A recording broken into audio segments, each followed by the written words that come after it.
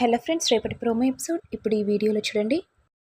ఇక కౌశికి ఫోన్ మాట్లాడుతూ ఉంటే వెంటనే నిషిక, గుర్తుంది కదా అన్నయ్య, మీరు కూల్ అవ్వండి సిస్టర్, చిల్ అవ్వండి, అంతా నేను చూసుకుంటాను కదా, వీళ్ళ దగ్గర ఓవర్ యాక్టింగ్గా చిల్ అవ్వండి అని చెప్పాను.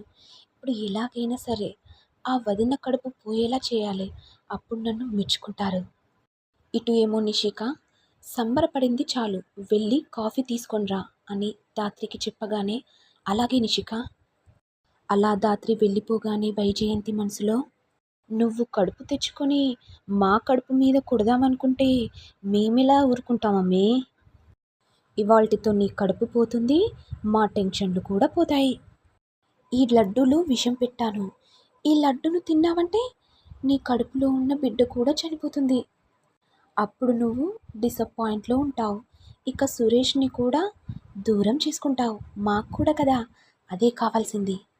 మేమందరం కలిసి అమ్మి నీకు మాయ మాటలు చెప్పేస్తే సురేష్ని కూడా వదులుకుంటావు, అప్పుడు ఈ ఆస్తి మొత్తం మాదవుతుంది. మరి నెక్స్ట్ ఎపిసోడ్లో ఏం జరుగుతుంది? వైజయంతి ప్లాన్ ప్రకారం కౌశికి లడ్డు తింటుందా లేదా అనేది చూడాలి.